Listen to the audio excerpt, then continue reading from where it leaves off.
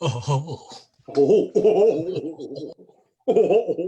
Is the music playing yet? What the fuck's happening? I don't know, but it says we're live. We're not. It's not playing yet. All right. Heard. Let us begin. We are going to play that MJ soundbite, by the way. So you might. Would they be able to hear it without headphones, Bob? There's glory in the legends of this hard Yeah, why wouldn't they ever do? Just checking. poetry in each season made of sweat and strife. But now's the time to work and strain at a sport that tests the spirit and challenges the brain. Come on, let's go. Yeah, I'd like to have 75 degrees and sunny all the time, too, but that's not football. Do you fear the force of the wind, the slash of the rain? We're going to play it through light and rain. Go face them and fight them. Be savage and challenges the brain. Oh, hey, who's got the computer on? Turn down the volume. That's 75 degrees and sunny. Is that me? It's me. Come on. Bobo, what are you doing? What an idiot. Idiot. This is what happens when you're live producing and also monitoring the live chat. Oh, You're is it hard live. pushing all the buttons? Yeah, you got to freaking glasses. mute. Yeah, glasses with Gregory. Hello, everyone. Welcome into the Put Me In Coach podcast. It's been a while, probably, 2 weeks, I think, since our last episode, our last recap of the draft. Bobby Blanco, Tom Natale, Ian Foster, and Greg Porter with you. Thanks for tuning along. We are live on our Facebook page, PMIC Podcast on Facebook. You can also catch the replay after the fact on our YouTube page. If you just search Put Me In Coach Podcast on YouTube, of course, give us a follow on Twitter and Instagram as well. And subscribe to the Put Me In Coach Podcast across the board on Apple Podcasts, Spotify, Google Podcasts, SoundCloud, wherever you listen to your podcasts. You can hopefully find the Put Me In Coach Podcast. It's a lot of things. We're everywhere. I don't know why I'm surprised every time you say it, but I am always surprised. What'd you say? You're surprised I say it? I don't know why I'm surprised every time you say how many things we're on, but I'm like, Jesus Christ, that list is really fucking long. Yeah, it is. And I hope everyone tunes in. I mean, there's a reason we do this. I was going to say, some might say, this is a kind of shitty thing to say, but quarantine might be the best thing that happened to Put Me In Coach, because now Porter has no excuse not to join us. None. He can go live on Facebook or on YouTube, and all of us are together. It sounds fine. It's super easy. So in an odd way, don't start till 8:00 anymore or now. So yeah, it's true. Yeah, because you have such a no commute to your couch. It's down the hall. It's actually a shorter commute than to the couch. Yeah. But on a that's kind of a light note. On a more serious, positive note, I am watching. Who is watching on Facebook right now on PMIC, and I do think I do see Mary Grace Foster, who just tuned in. What? Tuning in to watch us, and first and foremost, we wanted to shout out our thanks to not only Mary Grace but to all healthcare workers everywhere for all the work that they're doing during these difficult times. We know Mary Grace is working her ass off during all of this, and we could not be more thankful for all the work she's doing, not to the only people who are sick, but to helping keep other people safe during all this. So thank you, Mary Grace. We love you so much, and we're so happy to call you a close friend and now a loyal listener and viewer. And she just posted a party emoji on the chat. So There we go. and two kissy faces and a drunk face. So it looks like it's a night off for Mary Grace. Cheers. It's gonna be a good night. You heard it. Tonight? Wednesday? Cheers to MG. Tonight it's Hump Day, right? Hump Day Pod Day. Hump Day. Bobby, I'd like to add Emily Umo to that. Emily, I mean, we have so many. So many, but Elaine as well. Yeah, I'm not leaving. Love you guys. I'm famous. I didn't mean to leave anybody else just because I saw Mary Grace. Who's a sister, apparently. So yeah, thanks to all healthcare workers out there. All right, so let's get into it. We have a large over under set by Megan Healy. So we've got a lot to get to if we're going to hit that under quickly. First and foremost, I keep saying that phrase. I even say it on my other podcast.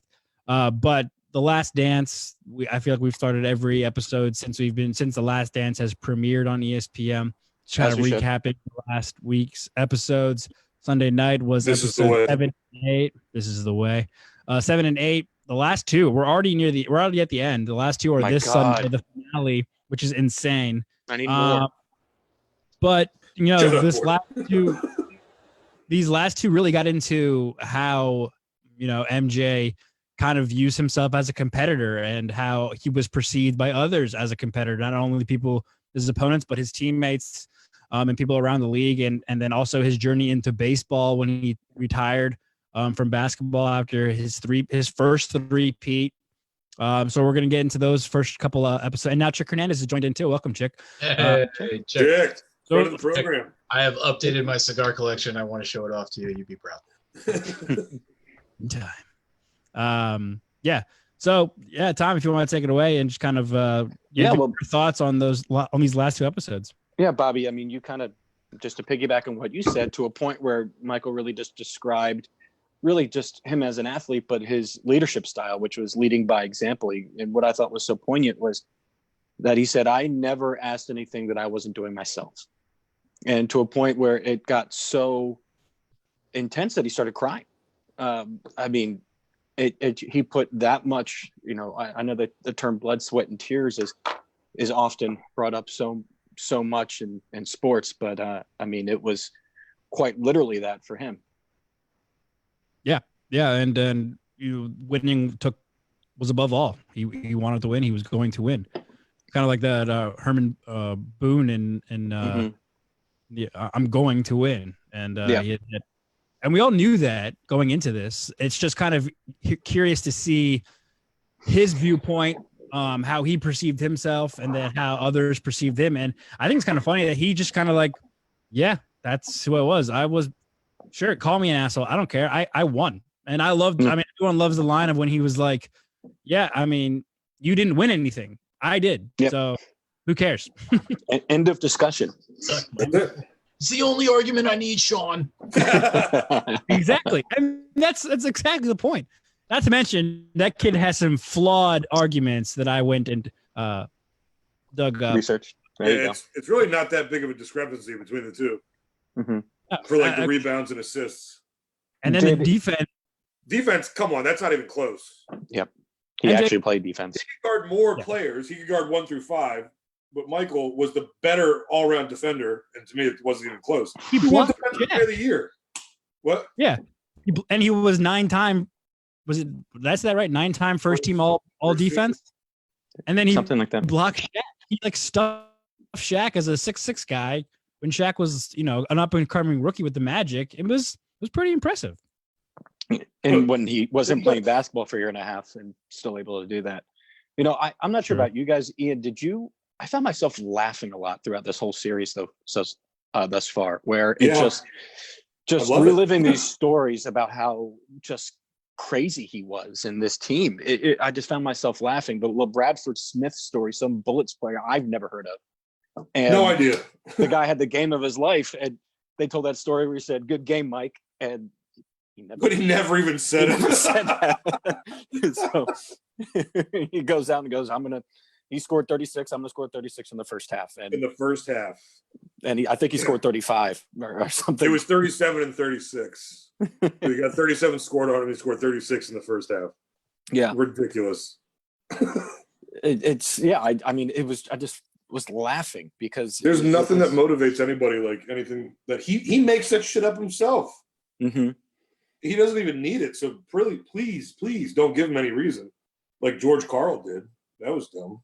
Yeah, that was an interesting part to me. Like the whole making up. I mean, I feel like I don't know. I consider myself, and this is what I think gets in the conversation of why he separated and why Michael is the greatest of all time. And it's silly to think that LeBron's even close to him, or in any team sport, even Kobe maybe. Yeah, any team sport really. But, I consider myself a highly competitive person. I know that Tom and Ian are one of the most competitive people I know. Greg is very competitive as well. But I feel like obviously we're not MJ, but we are normal in the sense that we have a breaking point. We have a point where we'll just say, this isn't worth it, or I'm done, or I don't care. I'll just pass it along. Michael did not have that breaking point. he would just keep going. He kept going because he was going to beat you. That's how uber competitive he was. His breaking point was winning 3 championships in a row. He said after his second one that he was done, that he didn't want to keep playing anymore. But Magic and Larry never won 3 in a row. So he's going to do that real quick before calling. Just to make sure everyone knew that he was the best. And then he did it again. And then he took 2 years off and then just for kicks did it again. No big deal. How validated do you feel after watching all of this? Extremely validated. That Michael's the best, that he's the GOAT. He's the fucking GOAT. Like, I don't care what you say. Nobody can ever change my mind in that. And the fact that the majority of the people who say LeBron is the GOAT, okay, yeah, he is a unbelievable player and probably number 2. But all these people who said it didn't watch Michael. They're all young, like they're all Bobby's age or younger. Not a knock, Bobby. And I think in addition to that, could you imagine if Michael Jordan was built 6'8", 280 without an ounce of body fat? I mean, 11 championships in a row. Yeah, like the Bill Russell. He could have won 8 in a row, but he wanted to play baseball. Like, let's just leave it at that. Like, which we're going to get to. And it was, I'm rewatching The Sopranos right now, and Tony Soprano is that alpha male status where season and season some idiot picks a fight with him, and then Tony does what Tony does, and you're always, why would you say something to the boss of the mafia? Like, that's really stupid. And I found watching this series, like, still his peers still talk shit to him. Like, I don't know how many more examples we need for him not to be extra motivated. Just keep your mouth shut, put your head down. And yet still, I guess I know basketball in particular, it is a game where the mental component of it is so significant, and trash talking is just a part of the game. But I would think he should be the exception to that. Yeah. I mean, and it's just funny how there's too many stories that we see that he's the exception to that. It's like there's no why. Even his own teammate made the mistake. His ex-teammate, DJ Armstrong, the ageless wonder, by the way, Armstrong. He looks exactly like he did. I mean, good for him, but he knew. He goes, I had a moment. He's like, I had a moment. He's like, and you know what? Fucking live it up, BJ. Even if even if you had that moment, even if it's gonna bite you in the ass, enjoy it. You won. You beat Michael. You beat Michael. Yeah. It's gonna bite you ass eventually, but you beat Michael for that one time, and you should enjoy that. We have Chicken Anders is commenting that LeBron is a puss comparatively. So correct. Agreed. And Bobby, speaking of that trash talk, we have that little sample that we have where MJ was casually just sitting in the locker room, holding a baseball bat, smoking a cigar, and talking about trash talk. Hell yes. He might like cigars more than you, Greg. He definitely does. See if all that trash talk can start when it's 0-0 instead of 5-6 point lead.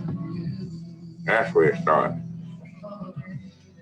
That's the sign of a good man. If you can talk shit when it's even score, or talk shit when you're behind score. When you're ahead, it's easy to talk. Mike does not need any more. But that's all right. I mean,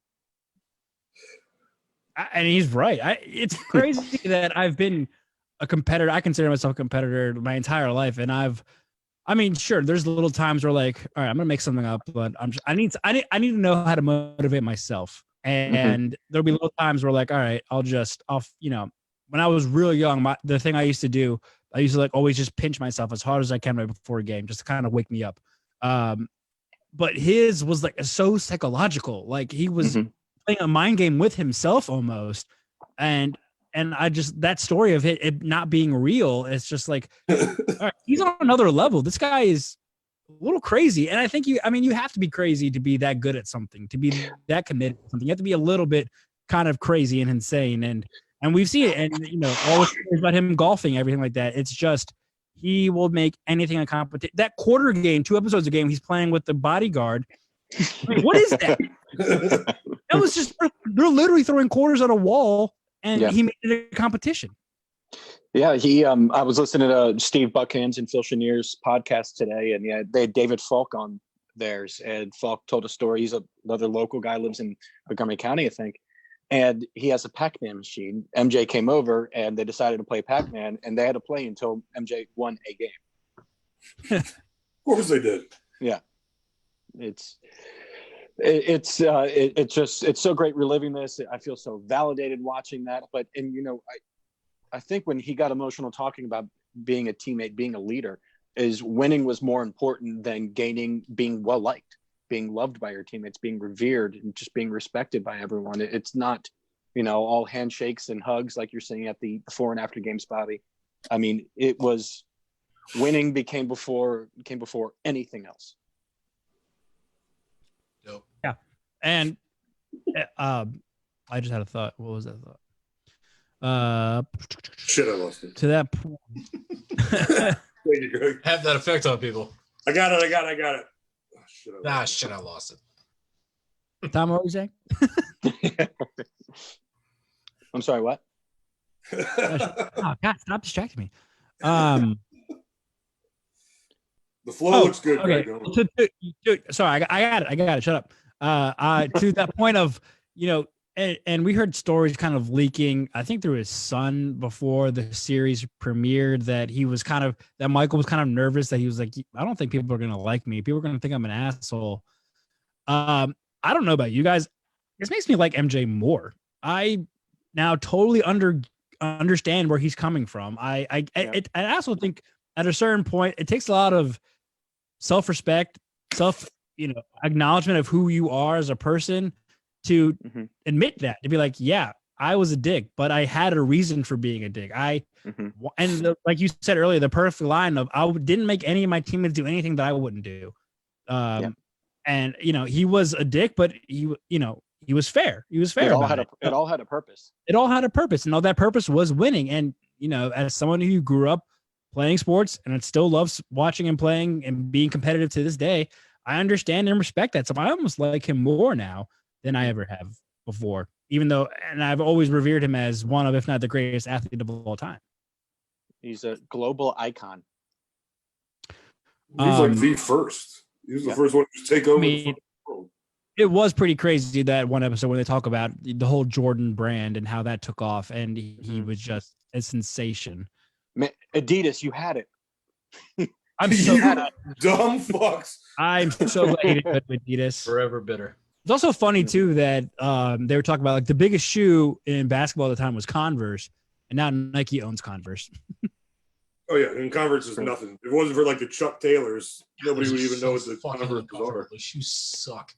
And I don't get it. But it also, a lot of Michael's life was based off of this tragedy with the murder of his father. And I was so young when that happened. I mean, I knew he was killed, but I didn't know it was something as random as sleeping in a parking lot and he gets robbed. It sounds fishy, for lack of better words, but he wasn't found for weeks.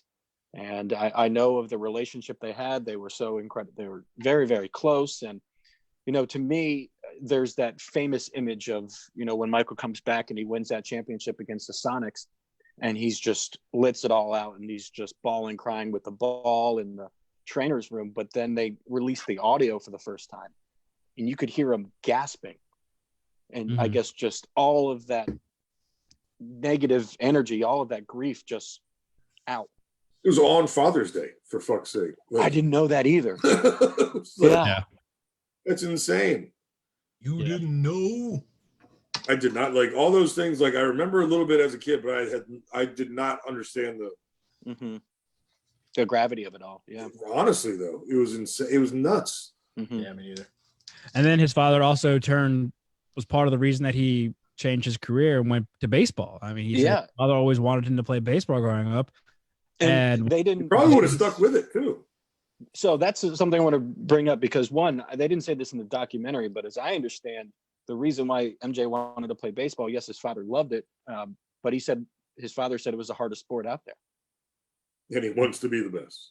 Challenge accepted. And then he just goes hits 200 at Double A when he wasn't even supposed to be there. Yeah, Bobby, let's discuss that because Michael abruptly retires, decides that he wants to play baseball. He hasn't played since high school in small town Wilmington, North Carolina, and has to play in Double A baseball because that's what the media can handle.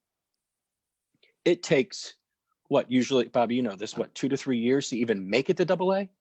There's 2 levels under that. Unless you're a top prospect, a number 1 draft pick, Adley. Yeah. I mean, some guys never make it. You know, guys who are highly regarded draft picks, you know, other aspects take a part of that, of course, like injuries and stuff. But yeah, some guys never even make Double A. And you're taking, I mean, I get it. It's kind of like the Tebow effect right now. I don't remember where Tebow started out, but it's like, all right, one, okay, we can use the facilities as a reason to put him on Double A, but let's just put him on Double A. We'll get the most publicity there, and you know, who cares if he stinks? It's Michael freaking Jordan, and we'll make money. Blah blah blah blah. Yeah, I mean, he started off with a 13-game hitting streak, which one of the coaches I think called a fluke, or I think you hear in the broadcast, like one of the commentators on the like game broadcast of like the game that he breaks his streak. Calls a fluke. 13 games is no fluke. Well, it's because it was once they started using the breaking balls. Yeah, right. And but still, 13 games. 13 games. 13 games is fucking nuts. 5 or 7 games is a fluke. 13 double digits, that's no fluke. I mean, you're hitting. Yeah, and you had 13 games hitting streak in softball. Probably not. Probably not. Right. Yeah. Right? No, you did. He probably could. How many games were in one season that I played? About 13. Maybe. Halfway. You know, Bob, and you can argue that Double A is the most challenging because, you know, you have Triple A's for like the fringe MLB players where, you know, Double A's are the true talent. That's where all the potential is. So, I mean, he's facing guys that are going to be playing in the bigs in a couple of years or so. I mean, the fact guys that probably made the jump from Double A to the bigs. I mean, that's like Double A is the point where you start going to the big. You can just skip Triple A. Or like I can't muster up the proper words to explain how difficult that is, and that he was able to hit 200. That he built his way back up to 200. Like, yes, after they realized the whole breaking streak. Breaking balls, boom, he hits rock bottom in terms from a batting average standpoint. And then he works his way back up. I mean, the freaking regimen that the hitting coach was telling that he was going through, you know, he would bat early in the morning and then he would work out and then we would go normal batting practice and then it'd be the game. And then he's batting practice after the game too. Then he's got to lift weights. Insane. To change his body to a baseball body. And he builds back up to 200. Actually, it was over 200. It was 203. Yeah. So I know it's his baseball. An amazing is often thought of as a failure. They had Terry Francona himself, a World Series champion, said it would have been no doubt in my mind he would have made it to the bigs. Yeah. At some point. Like. Seriously. Yeah, if he would have with it another year or two. Yeah. But no, he decided he needed to go win 3 more basketball championships. So, but if there was no strike, would he have? I think he needed to be doing something with a strike. Yeah, like true. Because he came back in like after 3/4 of the season. And that's something I also want to bring up in Porter. I'll explain this to you because I'd like your opinion about this too. So obviously, Scottie Pippen was always the second fiddle to Mike, and then when MJ retired the first time, Scottie took over and he became one of the best players in the league, an MVP candidate, and deservedly so. The Bulls are in the playoffs without him, and it's coming down to a last second possession, and the Bulls call timeout, and Phil Jackson designs a play for Tony Kukoc, not Scottie Pippen. Scottie took that so badly that he refused to go back in the game. He essentially quit on his team in the most important game of the season. And Phil was right. Tony Kukoc made it. Drilled it. It was the right call. But you're looking at one of the best players ever, and a guy that is respected, league wide. And I don't think I didn't know about that. I forgot. I don't think I've ever seen something like that where, and Scotty still he outright will apologize. Just a momentary lapse of reasoning. So what is the question? My opinion of Scottie Pippen doing that? Or sure, yes, long-winded. I mean, I don't think anyone saw this as a surprise, but no, you don't give up on the people that you work with, and your manager or leader may make those choices which they're paid and then charged to do, and that's not your place to be LeBron James in that situation, to try and think that you can, I'd be, if I were one of his teammates, I'd be furious at him. They were. I think that would have, I would have sympathized with him in the situation if he had come back to the game and been more on his side to be like, yeah, that's fucked up. Like, he should have given you that shot. But him not coming back, I would have been like, the fuck's the matter with you? Apologize. Like, that's which he did. Dramatic shit. Yeah, I mean, his team, they had a players-only meeting right after that game, a buzzer-beating win in the playoffs. And the leader of that team, Bill Cartwright, was in tears talking about, Scotty, I can't believe you did this. Like, that's so awesome. Yeah, you're our best player. Like, yeah, what is wrong with you? I forgot about that, Bobby, Ian. I don't know about you guys, but that is.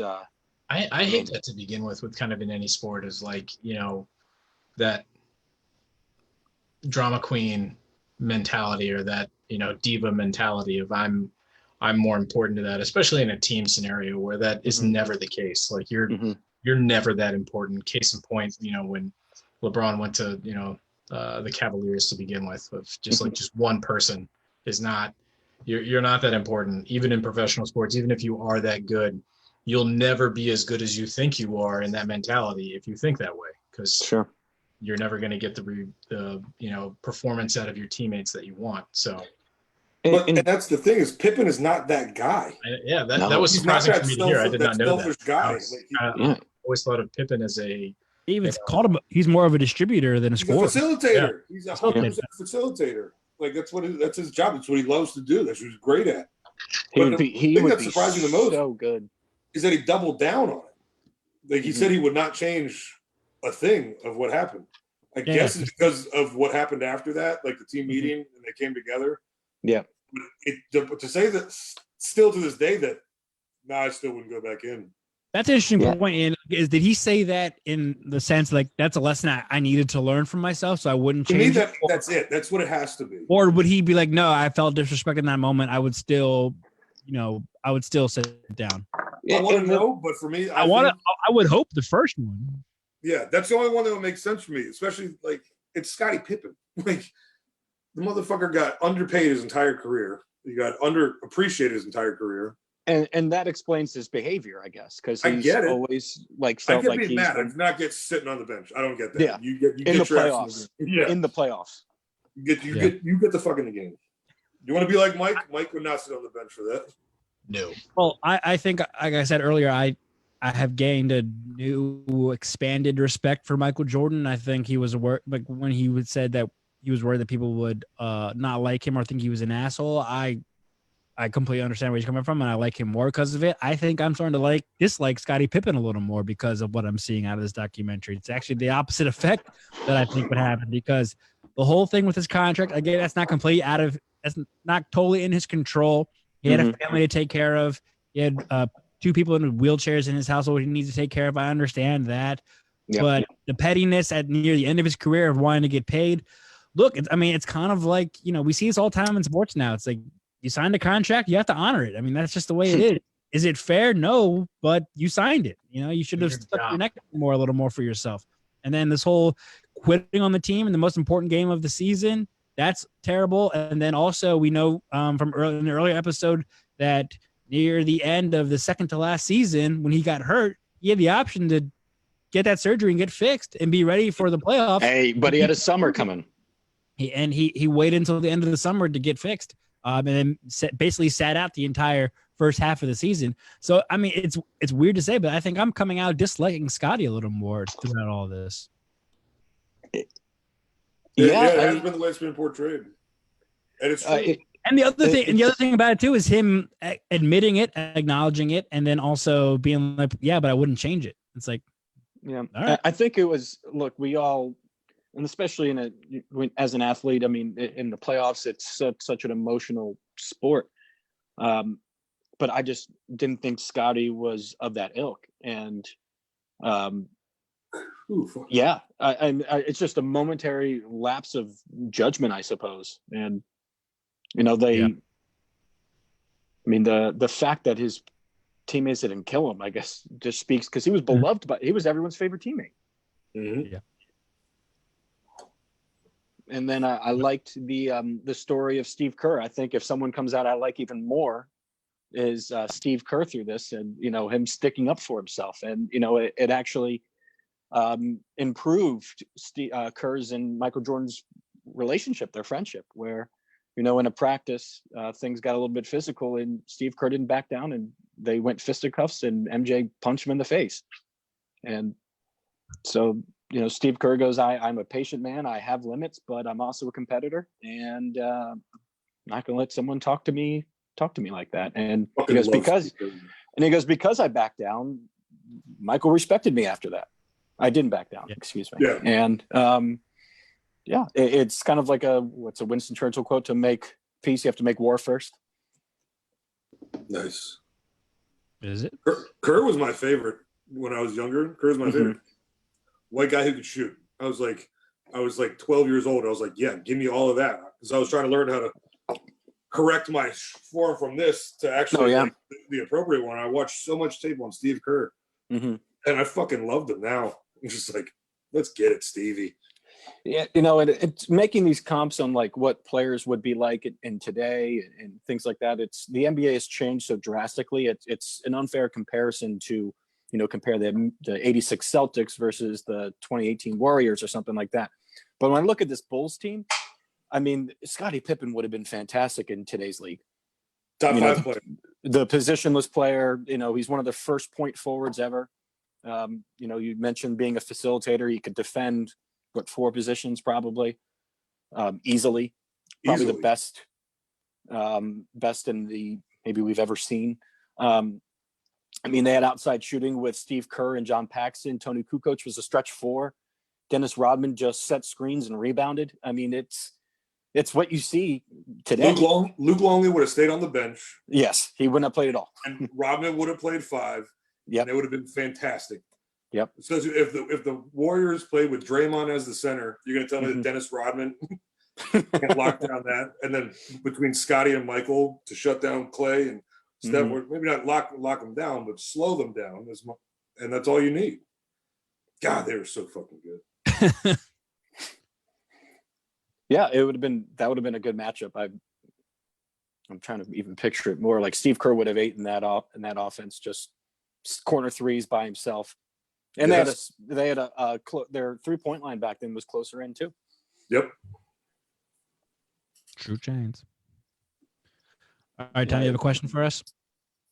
Yeah. So, I was thinking about this. They mentioned this on Grant and Danny. I thought it was a great topic, and this doesn't necessarily need to be sports, Porter. I mean, for anything. And I just said, what would you want to see a 10-part documentary series on? And I wrote down 3 things, and really the first one that came to my mind.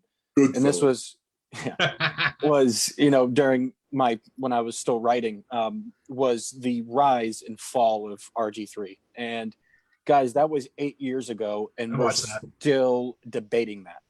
And I mean, he went from the Heisman Trophy winner out of, typically a dormant program at Baylor, wins a Heisman, gets drafted 2nd overall, wins the Rookie of the Year over Russell Wilson, Andrew Luck, and Ryan Tannehill. All 3 are Luck's retired, but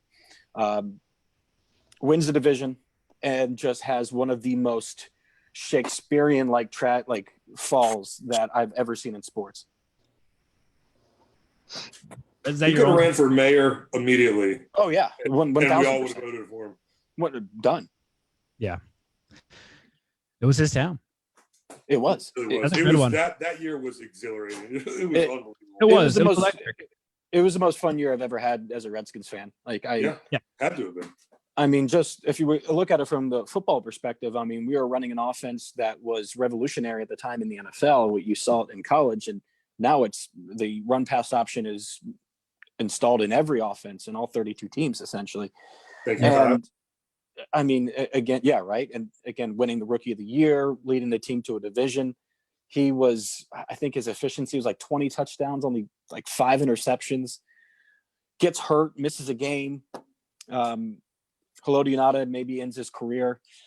Then, and just people get fired. 2 coaches get fired. And then their 4th round pick beats him out, turns out to be the better overall quarterback in Kirk Cousins. It's just, it's a Hollywood-like script.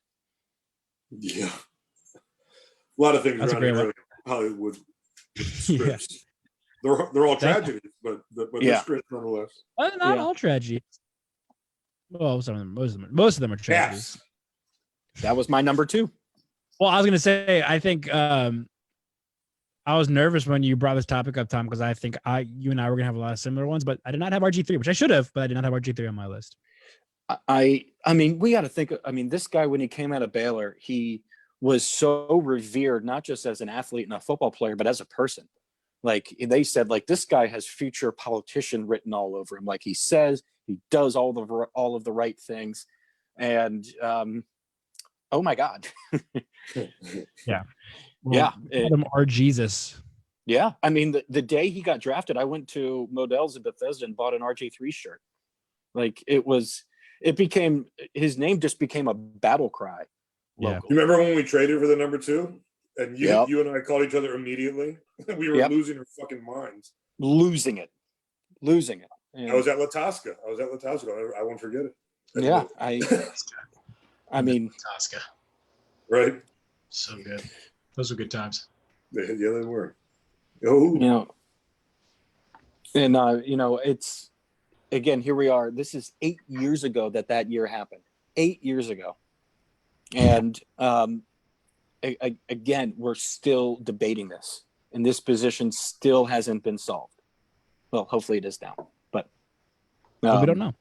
We don't know. We should have already known, but we don't. No, after 1 year, you don't know that. No. I'm saying we should have, like, RG3 should have been it. And Kirk Cousins should have been it. Or Kirk Cousins should have been it. One of them should have been it. 8 years later, or 3 years later, whatever it is for Kirk. And we still have a huge question mark on another first round draft pick. Yeah, and to me, I just with RG3, it was upsetting to see him play so poorly after all his knee injuries. Yeah. Ian Porter and I went to that game against the Bucs, the one that I like after Mike Evans scored a second touchdown on man coverage matched up with a linebacker, and I was Peter Griffin at FedEx Field done. Yep.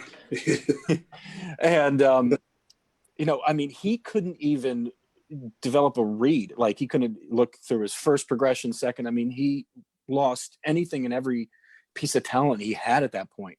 It was sad. Like it was. I also think the NFL defenses, they figured it out. And that's why we had to do it that year.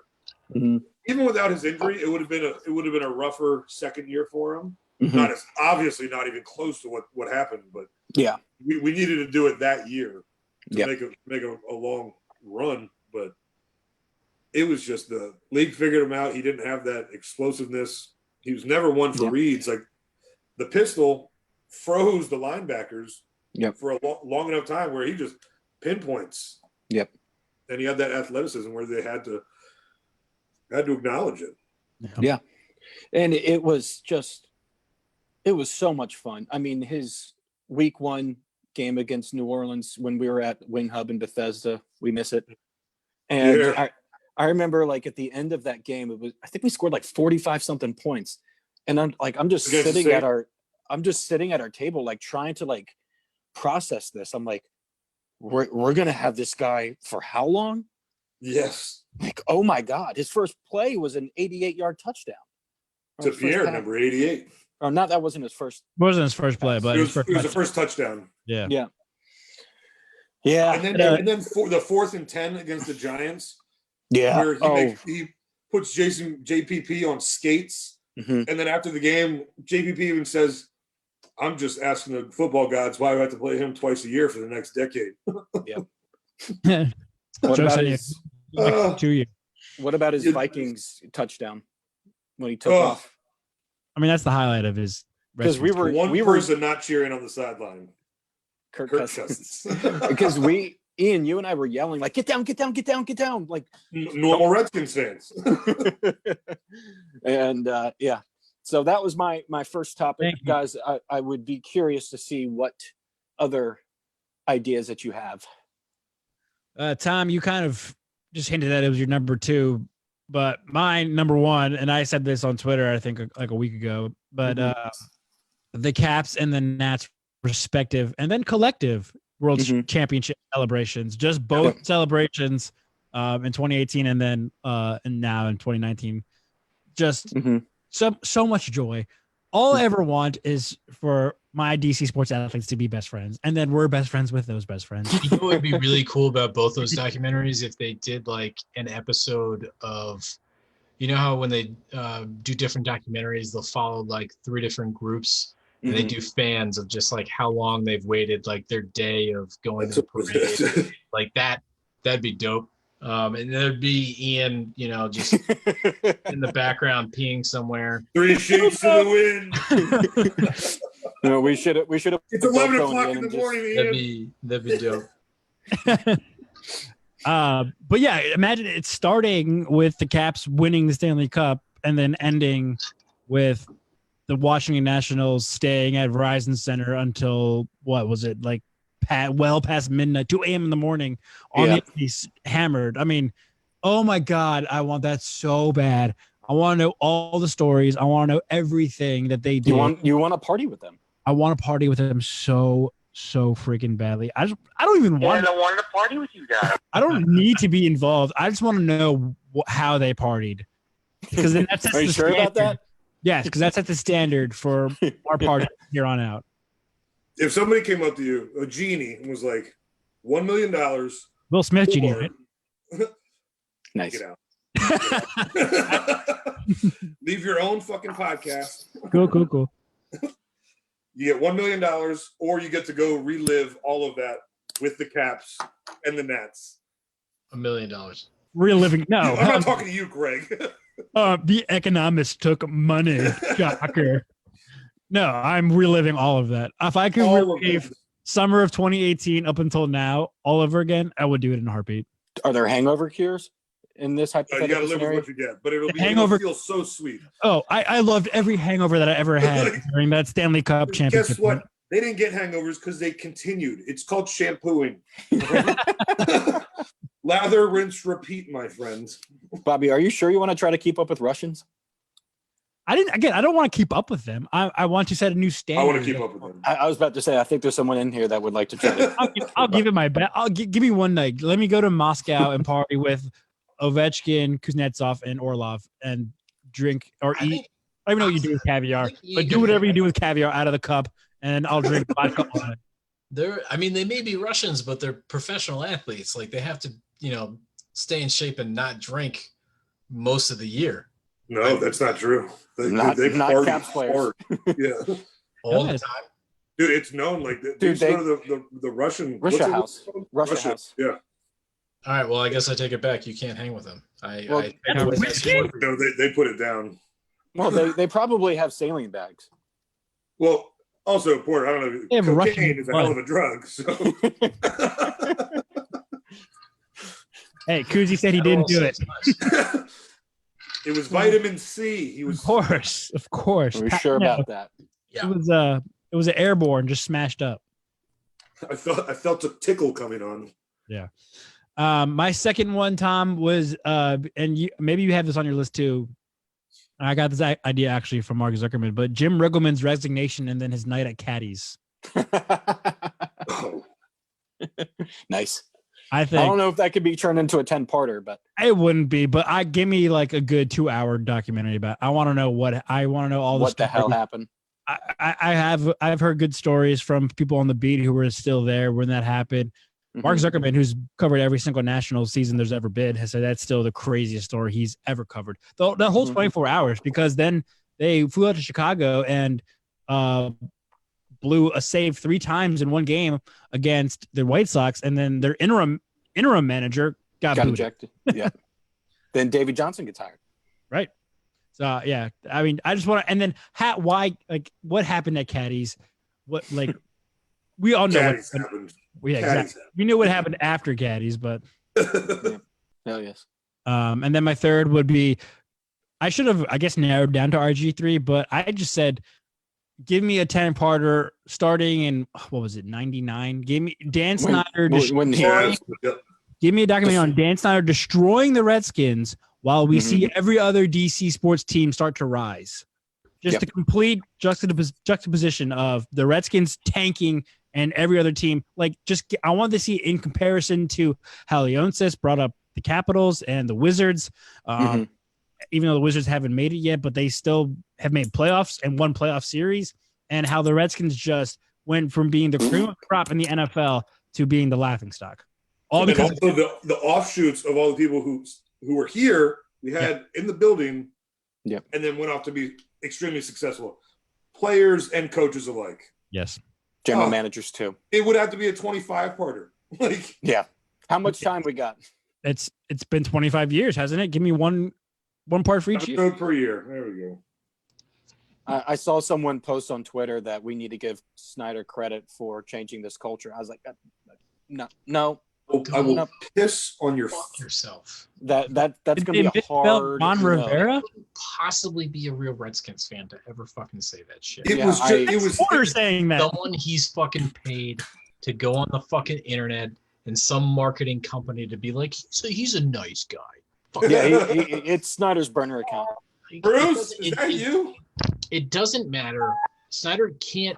He can literally do nothing right until we have evidence of the fact that he's left the fucking building and has just let Rivera let them do their fucking thing, and we get some wins on the board. Like, that is the only time, because 20 years cannot be erased by one fucking off season. Eat a dick. And we didn't even play it down yet. Oh no, Porter ended it. It was it. Porter's our king. So, I got one more, but Ian and Porter, do you have people can kiss my ass. Do you have an idea for a documentary? So 2 of my 3 have been taken. It was Caps, number 1. There's no ifs, ands, or buts about that. No, and that one was actually my number 3. Is just the Redskins in general. But number 2, going off sports, I just want to watch all of the Marvel documentaries that I can. Like, just, I want to be in the boardroom where they're making all of these things, like, where they just mapped it all out beautifully. Like, all right, let's do phase 1 like this. Let's cast this, this, and this. That's Iron Man right there. Oh. Yes. That's fantastic. Can I tag along? Can I be your +1? I want all of that. Yes, give me all of that too. That's a great answer. That's a great off. That's good. Yeah, I couldn't. David has not stopped commenting. Jimmy is king. On the Jimmy is king. Jimmy greater than RG3. That's what the truth. Jimmy is the king. I would like a 10-part documentary series on the Jimmy's rise to glory. That's my number 3. Okay. Porter, what you got for us? The Civil War. I would love to see the Caps and Nationals in a 10-part series. I feel like that'd be really just between the 2 teams, and I'd really enjoy that.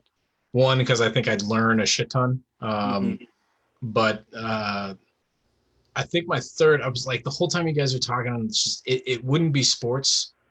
And if I was really thinking about it, of like what doesn't exist of the things that I'm interested in, even though I don't believe it couldn't be a 10-part series.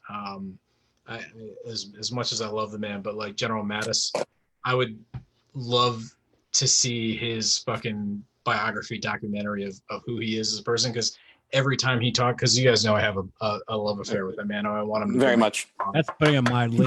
It's a fair crush. It really is. He's just too awesome. He's an American treasure.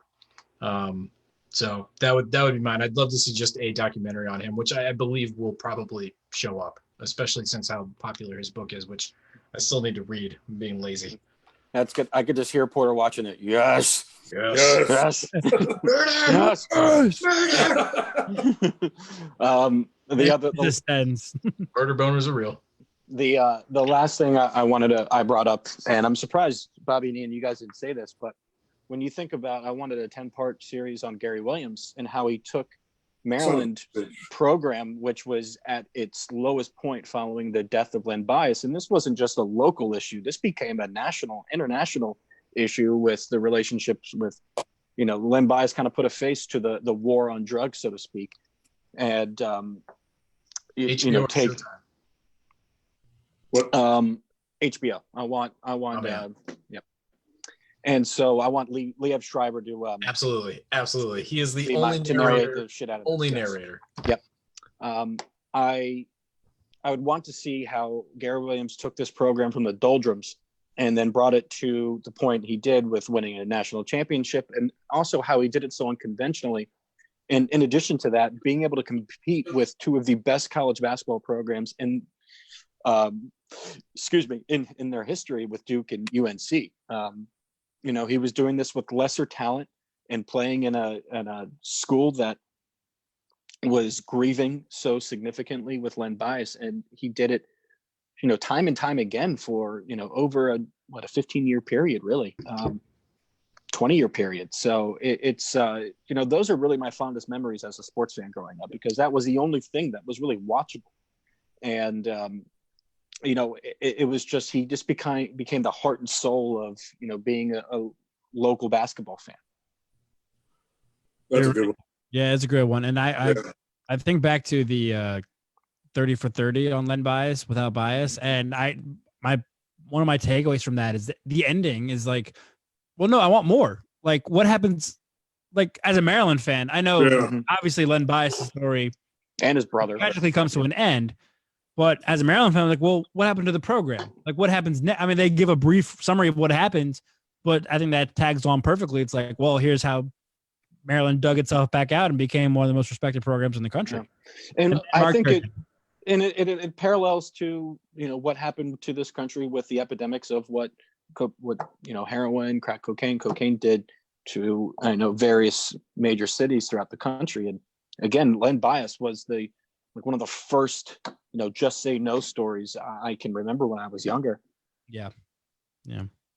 I think to go on a non-sports route, I think I want a 10-part documentary series on how Professor X can break so many Cerebros and keep getting new ones. Where is that coming from? Breaking that fucking thing. My bars here, huh? You breaking my bars. He keeps breaking that fucking thing. Like, right? All the time. That's forever one of the greatest things ever. Unbelievable. When I heard the chances of probability of that happening to sync up so correctly is impossible. When I heard that live, I was like, oh my God. Another one I would want to see would be the story of Chris Moneymaker. Came out of nowhere to win the World Series of Poker. This was just a regular Joe Schmo. And, to see where gambling has taken off as a country now, I feel like that could always tie in. And, Moneymaker was really ironically enough, that being his last name, but, that was kind of the start, put the World Series of Poker on the map. Sure did. What was that, 2004? Something like that. We were in high school. Yeah. Porter was in third grade. Yeah. Wait, what year? Fuck, that means Hope was in oh Jesus. No, wait, hold on. What year? I was joking. I didn't hear what year you're talking about. What year? 2004. 2004. Oh, no. I was seniors in high school. I was in sixth. Yeah, no. I'm talking about Bobby. Porter, I'm surprised. Of course, I know the year we graduated, Porter. I came late to the party. Thanks, Greg. Porter, I'm surprised there's not a Marine documentary that you would like to see a series on. I was even going to say maybe how you all became Devil Dog. No, I've seen Devil Dogs. Those things exist. There are plenty of fucking documentaries on the Marines. Probably the best. PBS did one a number of years ago in the early 2000s, which is fucking phenomenal. That I actually have a I bought the DVD of because it was that good, even though you can watch it for free on YouTube. But I mean, Devil Dogs, they've explained that. I mean, that's honestly, you couldn't. Devil Dogs is from World War I. It's the Battle of Belleau Wood. I could explain that in 2 minutes. A 10-part series would kind of just bludgeon a lot of murder. Yeah. But it, I was like trying to think of things that I'm actually interested in that would watch 10 fucking episodes of. I really love war history, and I still haven't finished the Vietnam documentaries. Oh, it's great. I think I have like 3 episodes left, and my emotionally and mentally, I was just fucking drained. I was like, I can't do this right now, and I just kind of let it slide. But there are plenty of great military and especially Marine documentaries that I love a lot, or military in general for that matter, especially now after the war on terror is pretty much gone away, or at least is in the shadows of it. So yeah, I really just want to I want to know everything there is to know about General Mattis. Just he'll be your best friend one day. I don't know how. Please God. I just want to sit on his porch and white painted rocking chairs, drinking mint juleps and talking about just murdering everybody. He's not going to drink a mint julep. Oh, yes, he will. Yes, he will. Sorry, you kept saying Devil Dogs, and all I could think of was that scene from Heavyweights. Devil Dog. Devil Dog. Devil Dog. So on to our next topic, and that is back to the Redskins. Couple things. The schedule was released last week. We open up against the Eagles again for the second year in a row. This time it will be at FedEx Field. We spoke about this we spoke about this briefly on the group chat, Bobby, and last year was really, I thought that, in my opinion, that was probably rock bottom for this franchise.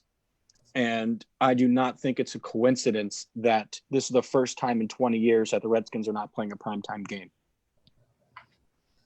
No, you're probably right. It has to be. Yeah. Thank God. Thank God. That's what we've been asking for. Yeah. Bobby, you got your wish. Besides 1 week, Sundays, 1 o'clock or 4 o'clock. Oh, yeah. That's it. Yeah. That's Ian, I think Ian and I agree. We will take Thanksgiving against the Cowboys versus no Monday Night Football games every single time. Every fucking day of the week. But do you want them to ruin your holiday again? Thanksgiving is it's not going to fucking happen. Thanksgiving is a tough holiday to ruin. And secondly, if you just go in expecting them to lose, all you can do is win. But also it's a time of it, because I would rather play at 12 or play at 8, because that is like peak eating time where you're supposed to sit down with your family and not watch football. And see, but here's my thing: we always eat early. Then we just eat at 3 o'clock. This is a guarantee that I don't have to be sitting anywhere but in front of the TV to watch football. You can't expect them to be anywhere but the front of the TV. The food's going to be in front of me, but I'm not going to be over there. If you want to do a family-style dinner, we're eating at 3:30. And I'm watching the Redskins play. Yeah. If it's the Lions, I can't be like, oh, fuck. All right, yeah. I mean, shit. My family watches the football games. This past year, we were at Hope's house, and obviously they let me watch football anyways. But if it's the Redskins, there's no ifs, ands, or buts. And my family too. If it's the Redskins, we're watching it, especially the watching. But we always had the games on anyways. Have the Redskins ever played the Lions at the 12:30 slot? No. That, to me, would be. I think we've played the Giants one year, but it's mostly just been the Cowboys. We played the Giants that one year, but that was the night game. Yeah. I'm talking about of all time. I mean, I know in my lifetime, they definitely haven't. And if that's the thing too, if the Redskins play on Thanksgiving, it's going to be against the Cowboys or it's going to be the night game. They're never going to play the Lions, but that would be the ideal spot, because then you got a game at 12:30, start drinking at 12:30, and then when the game ends, it's dinner time. Yeah. So I wanted to go. I noticed a couple other things about the schedule, Bobby. One, hopefully this still goes on, but the day after my wedding, the Redskins play at 4 o'clock. This is very important because I don't think we're going to be feeling too hot early afternoon. Just like Abby's wedding. Oh my God. Gonna need that 4 o'clock game. Rag went to that game. Met Chris Cooley in the booth. Yes, of course he did. Week 4, the Ravens travel here to play the Redskins.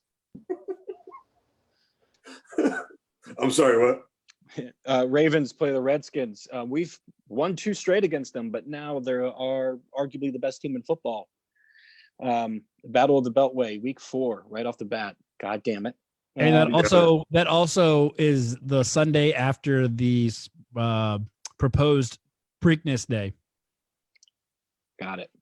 They proposed. Baltimore's gonna be hungover. Just saying. Lamar's gonna go to Preakness.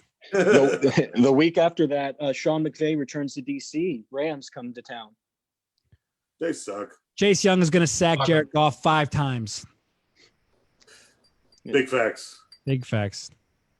November 22nd, Joe Burrow comes to DC. Is that your birthday? No. I know it's in November, right? Correct. 23rd. 23rd. Fuck you, Ian. Hold on, you skipped a bye week. I like our bye week. 8. That's Love not bad. Bye week. That's Love perfect. 8. That is exactly where you want it to be. Yeah, that's ideal. Right in the middle. I like that because normally we get dicked over by that. Halfway. You missed it. You missed it, Bobo. I got it. Come on. Yeah, but halfway. The real Porter shouldn't beat the fake Porter. Oh, yes, I think you never know which one's the real, which one's fake. It's true though. Yeah, Joe Burrow. That'll be interesting. I'm surprised. I mean, don't get me wrong. I am glad we only have one national TV game, and our Thursday game is on Thanksgiving. Yep. But I am surprised that the Carolina game wasn't put like on a Thursday night. I'm surprised the Joe Burrow game wasn't put on prime time. I mean, they're terrible teams, so who would want to see them? But I mean, how often do you have the number 1 overall pick on who plays offense face the number 2 overall pick who plays defense in the season that they're drafted? Who are both guaranteed starters too. So yeah, I mean, it's got to be just because all the teams you just mentioned, the Bengals, us, the Panthers, are all in a rebuilding process. So if we were, I guess, more legitimate at this point, it would definitely be on a that's great, Tom. I would assume it would be on a nationally televised game. But I mean, this is I don't think there's been a single Redskins fan that has complained about the schedule. Like, thank God. Good. Our Monday or Sunday nights aren't going to be ruined. So, yeah, no, they can be flexed once we go to the Super Bowl, like Porter projects.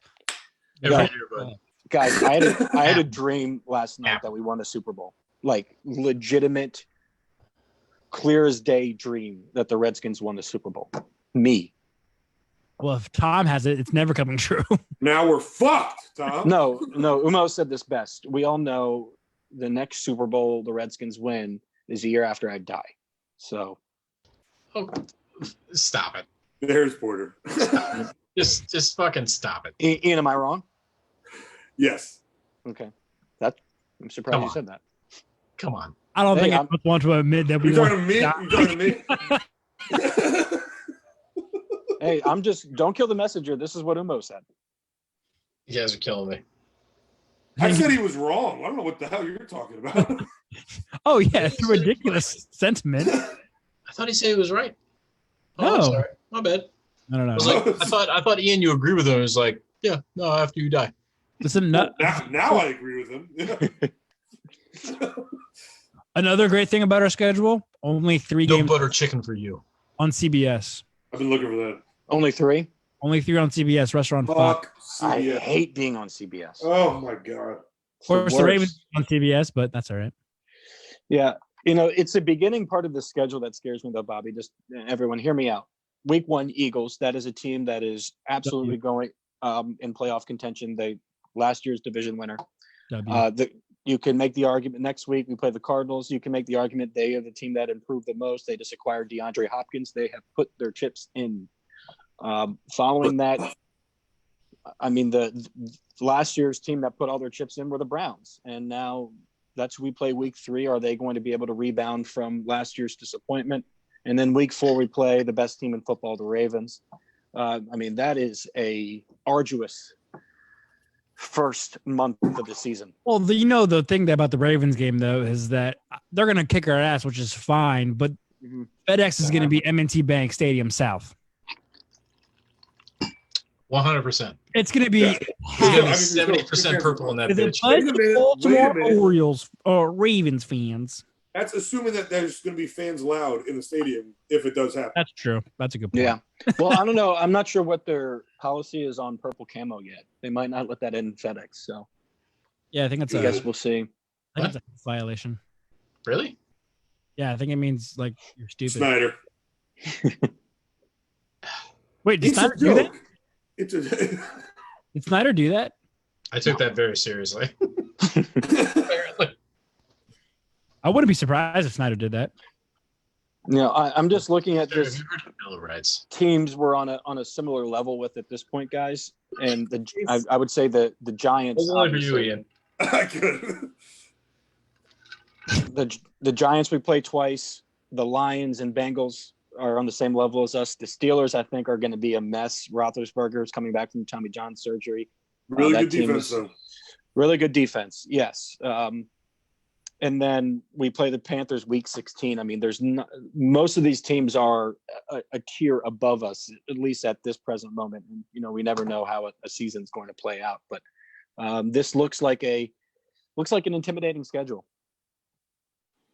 Yeah, and I'm okay with that. Hail. Ian, would you go to that Ravens-Redskins game? Fuck no. Were you kidding? That's a fight waiting to happen. How quick would you be arrested? Oh my Lanta! There's no way that would be good for anybody. Ain't nobody got time for that. With all the friends that I made in like normal settings, like the DC Defenders games, I was gonna say XFL settings. Man of the people, you put me in that scenario, it's not no. And that's your home. It's LaMarvelous. You know what that is? That's your home stadium, Ian, too. Bob, you know what that is? That is Ian's version of The Bad Place. Yes. Yeah. That's Ian's Bad Place. That's the darkest time. And I love the Orioles. I'm so torn. It's so ridiculous.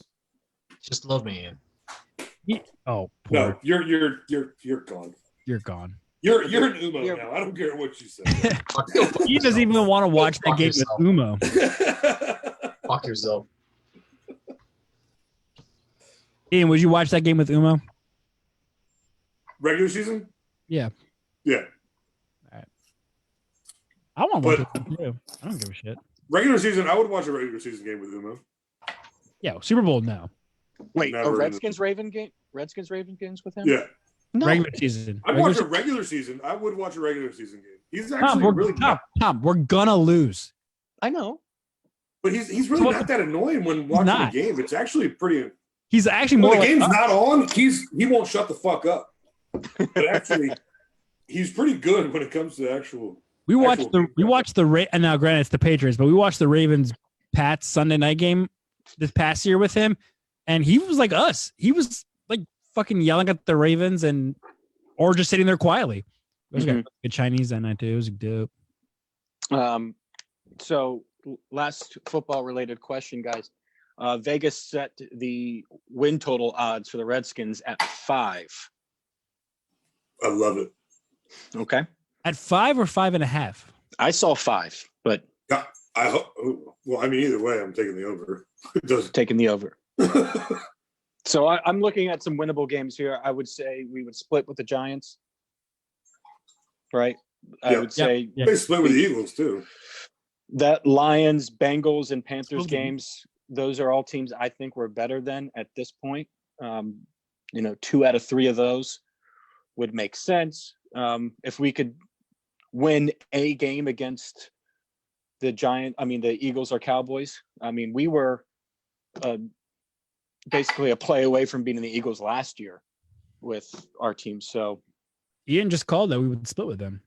Yeah. You did? Okay. So here's my thing is how many games were we in last year that we could have won had we had better coaching? Numerous. Eagles game. Yeah. Like it goes on and on. Like Bill Callahan loved them, but Jesus Christ, we stood no chance with that. Run, pass.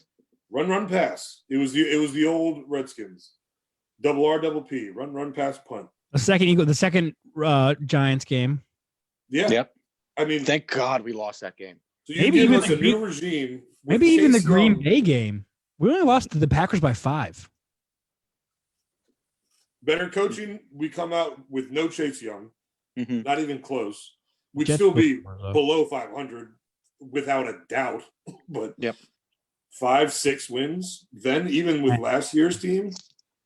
I mean, I'm looking at this. If we could double our win total from last season to 6, that's good. That's really good. Yeah, I have us at 5. I don't know where they're coming up, but I have us at 5. And to me, I agree. That's good. I don't know. I really am not. I'm going into this year again similarly like I did last year, and I'm not expecting us to be good, and that is okay with me. For me, ideally, we win about 5 games. We improve in the record. Win 2 or 3 more games than we did last year. The front Haskins. Haskins takes a step forward. The weapons around him kind of start to emerge, and Terry established himself. Maybe one of those receivers that we drafted establishes himself as a go-to weapon. Darius Rice stays healthy. Maybe we find a solution at left tackle. Defensive side of the ball, the front 7 is just absolute dominant, and it's a top defense in the league, and they play really, really well, and something to look forward to. And we improve, quote unquote, improve. But we still land a top 3, top 5 draft pick next year. I mean, to me, that is the golden goose egg. That is the ideal scenario for this season. Because they're not going to make the playoffs this year. They're not building for 2020. They're building for 2021, 2022. Yeah. If you can improve on what you had last year, show flashes, make sure Dwayne's the guy, and you still land a top 3, top 5 draft pick, you can get your tackle right there. You can get a stud wide receiver. For sure. I don't know who. It depends what happens, but I'm not aiming to go win 8 games this year. If you do, all right, great. Then it's a way better season than we thought. If we win 8 games, that is a hard glimmer. I don't want to land between very hard glimmer. I don't want to land between 6 and 8. I'm never below or 8 and above. That hard push for Amari Cooper has to tell you that Ron sees something in this team more than what we thought. Yeah, willing to commit $100 million. That is saying that he believes that we are not, and he even said that he doesn't think this team as far as that he first anticipated it was. Now, am I saying 8 and 8? No, I'm not. Who knows? I don't think that's going to happen at all. But I would take 6-7 wins and be happy as fuck about it. Give me 5 wins. 7 and 9. I will take that. We've been that the majority of our careers anyways. Give me 5 wins and not leading the league at injuries, and I'll take it. Yeah, that too. I'll lose money that way, so I'm not going to be on that. But you don't want to lead the league in injuries. Well, first of all, that better not fucking happen. So am I setting the bar too low? No. I mean, when you think about it, 7 wins is a 4-game improvement. 7 wins, I mean, the NFC is brutal, but I mean that's borderline playoff contention. That's a very good point because the NFC is brutal to say the least. I mean, you got the Eagles and Cowboys in our division going for it. You got the Packers, Bears, Vikings all going for it. You got the Saints, Bucks, and Falcons also trying to win. And then the AFC West is probably the best division. NFC West is probably the best in football with the Niners, Cardinals, Rams, and who am I missing? Seahawks. I mean, all 4 of those teams are trying to win right now. So. I mean, 7 wins is. I mean, you're not going to win 7 games without winning a couple in your division. So that's beating the Giants, and then splitting with the Eagles and Cowboys. Then you're looking at upsets against either the Ravens or the Rams or the Niners or Seattle or. I mean, that's how you get 7 wins. So I mean, granted, on that any given Sunday, I'm rooting for the Redskins hard, and if they pull off one of those upsets, I am going to be leaping for joy. That's gonna be amazing. But in the grand scheme of things, I don't know what 7 wins gets you this year. I mean, 7 wins puts you at pick 11 15. Or 12, 15. Yeah. I mean, if you can show signs of improvement and have a steady decline that you can see on the field with your eye and in the numbers, but still land in the top 10 maybe closer to the top half of the draft, that's golden to me, because then you can get your stud whatever, and then boom, maybe sign some free agents because we have salary, a lot of cap space. Yeah. And maybe you're going in all in on 2021. So counterpoint, who we all unanimously said that the Ravens had the best draft. Yeah. They were nowhere near a top 10 pick. They're draft well. And if I have faith in Ron Rivera and fucking Kyle, which I do, then you know what? I'll take 7 or 9 with improvements, just all skyrocketing, and then draft well. That's what matters. The Ravens were nowhere close to the top, and they just crushed the draft. Yep. Draft well, play good on the field, give you guys something to root for. Yep. 5 wins, will I take it? Of course I'll take it. Hey. It's an improvement, but they should be aiming for much higher. Or a worst case scenario, we're the worst team in football and we get Trevor Lawrence next year. Yeah. Or that Justin Fields, the Ohio State kid. No, I don't want him. I want if Haskins doesn't pan out, nobody's going to want to draft another athletic. I want that freaking Lamar Chase, the receiver from LSU. Give me him. Ooh. Please report to Ashburn immediately. Yeah, or a left tackle of the future. Because I mean, I'm not counting. I know I'm not counting him out, but you know, hey, weeds allowed now. Weeds allowed. He's good. He's not a character guy anymore. But if he pans out and he's fine, all right, then throw him over to right tackle, and then let's draft a stud left tackle. And then what are you talking about? Morgan Moses is awesome. Shut your mouth. Shut your whole mouth. All right, on to the last sports topic. Baseball is attempting to return. Bobby, you know more about this than I do. This is what I know is by July 1st or July 4th weekend, an 82-game schedule has been proposed.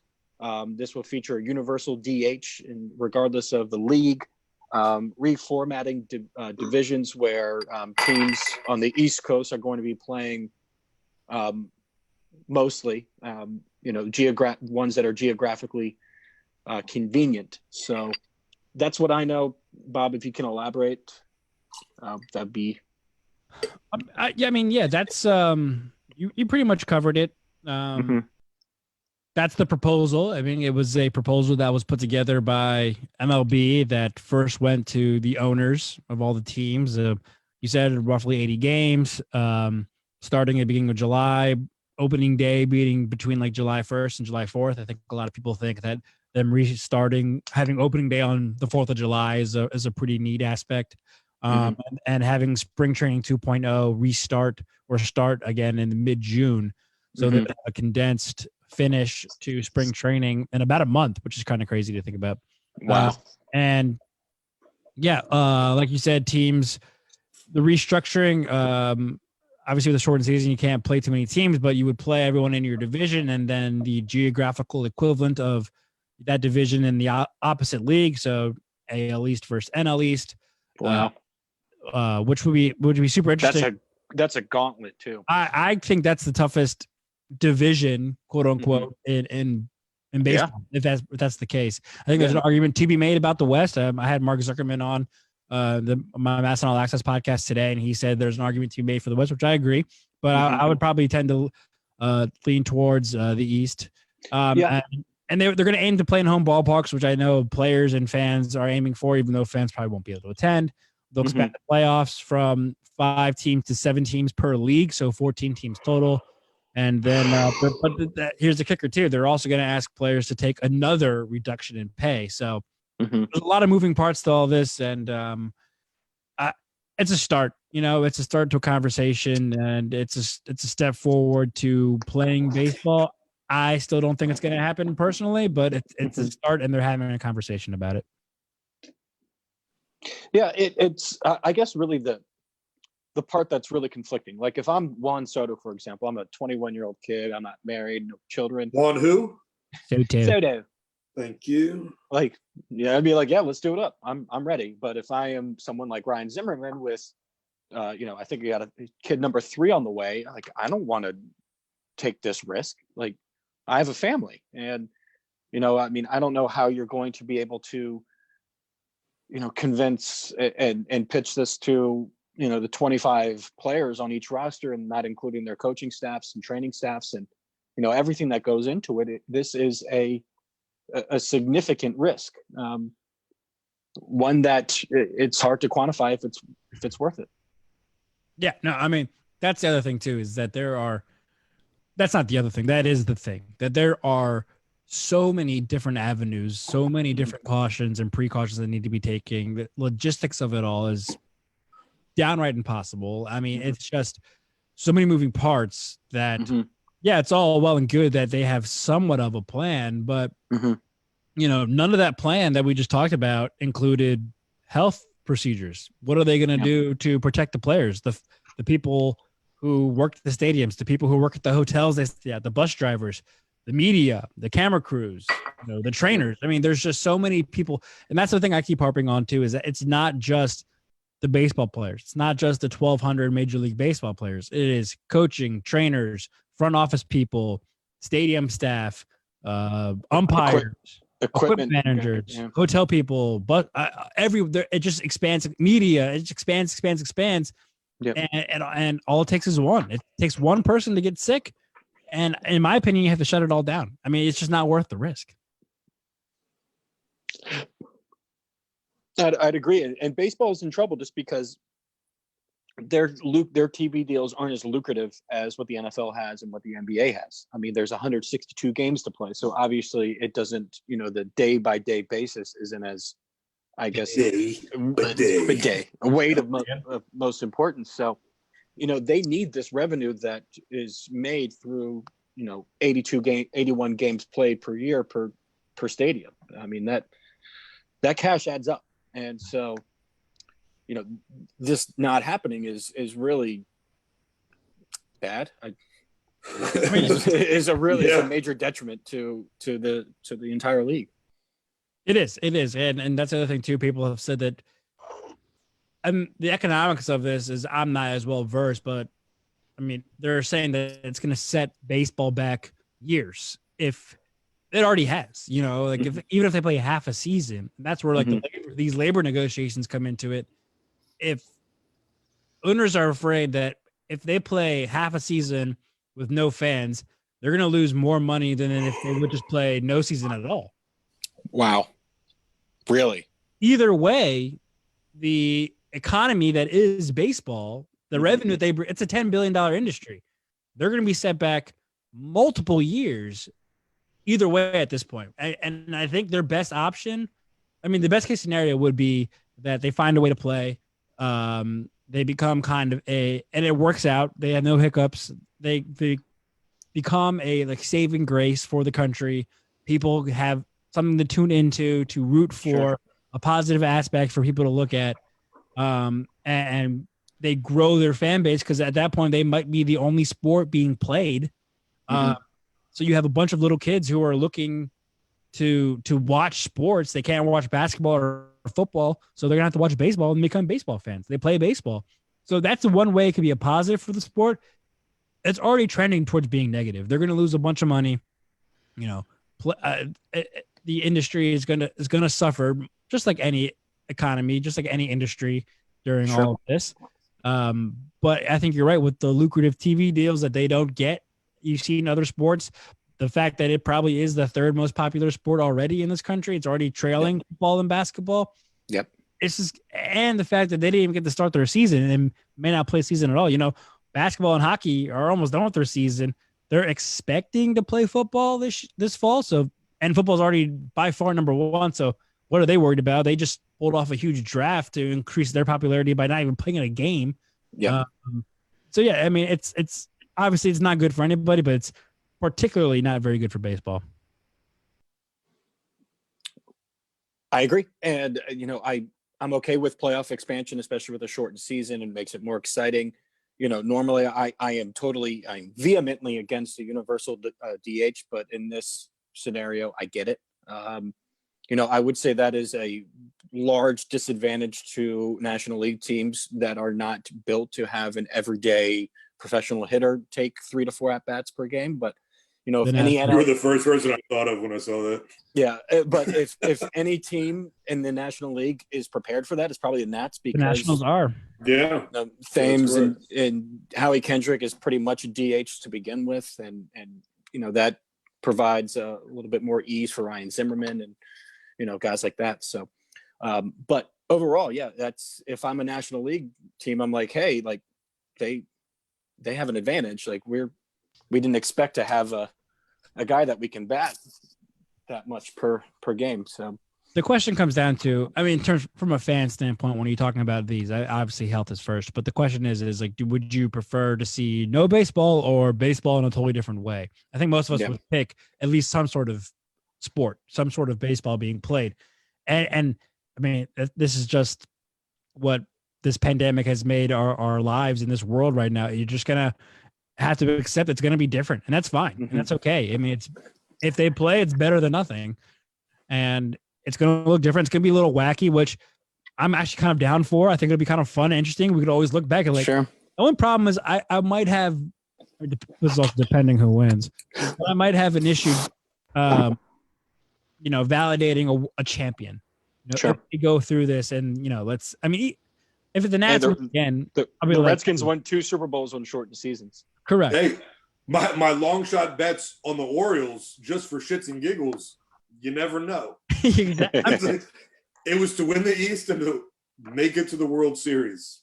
Right. So, and that's the thing. It's like it doesn't matter who wins, if it's the Orioles or if it's the Astros or the Yankees or the Dodgers, you know, in a shortened season, you'll never know how that team plays out over a course of 162 games. I didn't even think about that. We're not going to be able to boo the Astros. Yeah, no more Astros game. They're so fucking no deal. lucky. No deal. That would be 4th of July too. No deal. Baltimore would not be kind. No, not at all. Wait till they go back to New York, or if they play the Dodgers. Oh my! They would be playing the Dodgers. So they're both in the West. Oh boy, motherfuckers! There's going to be some fastballs thrown right at their heads. I don't agree with that. I don't like the head, but you beat the fuck out of their body, and I'm all in on that. No. Yes. Right in the hip bone. I get it. I'm not arguing your point. I'm disagreeing with it. Punch them in the head emotionally is what he said. I don't like baseball. I think they get away from themselves with policing. Like, I think it's too much. Like, you don't like the way somebody walked to the base, so you're going to fucking throw at somebody else next time. I completely disagree with that. It's unwarranted. Yeah. But in this scenario, police the fuck out of the Astros. And especially because they didn't get punished. All in. They ruined people's careers, livelihoods. Yep.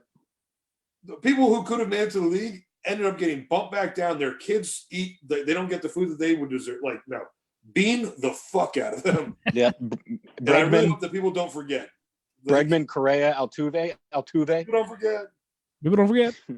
And I was just looking forward to them getting trolled everywhere they go this season. Just people bringing trash cans and signs, and, you know, the Astros with an asterisk. And, yes. You know, please, baseball fans, let us not forget what they did was so messed up, and please let them, you know, they made their bed. Now it's time for them to lie in it. Not only did they make their bed, but they built another bed right next to it, made that, and fucking like, and that bed's Tempur-Pedic too. They tripled down on that bed. We're like, oh no, we were the better team. Yeah, eat it. I get it. No headshots, and not for stupid stuff. Fair. Okay. Porter, we are done with the sports segments. And that's it for the Put Me in Coach podcast. Thank you for tuning, everybody. As I live and breathe. Porter, Rotten Gregory's, it is your time to shine. Talked about it earlier, but Cookie had brought up, and we had kind of talked about it before, but Hunters on Amazon is a phenomenal fucking show. 100% recommended. It's 5 fucking taquitos. It's the best taquitos you'll have. There's phenomenal All right, I'll pull back the film, but the acting which is great. The plot is phenomenal. Directing is great. There's some overacting, but there's some no names that kind of make sense. They're also working with Al Pacino, so I get why they would kind of act in some of those scenarios like that. But plot twists. This is Amazon Prime, right? Amazon Prime. So essentially, the story is about a bunch of vigilante, normal everyday citizens with their own kind of backgrounds that are tasked with, on their own volition, to hunting down Nazis that are in the United States during the 1970s. So the United States government, which this actually happened. Is this based off a true story or loosely based? It's loosely based off of real events. It is a fictional story. Fictional. So the United States after World War II, when fighting the Soviets, basically after the rise of communism, trying to basically ascertain the most assets out of Germany that were available, and a lot of them being scientists. So a lot of NASA programs, which there, other than this show being plenty of evidence to, of basically taking a lot of top Nazi people to further implement our own military interests. To the extent of which they go into in the show, I'm unaware of, but it's not implausible. They do a really good job of showing all of that, and essentially this team, or these vigilantes, this group of people, goes out, finds these Nazis, kills them, presents them with this evidence of them being fucking terrible people, and it's incredibly powerful. It's at times very funny, and it's just kind of a dark humor drama.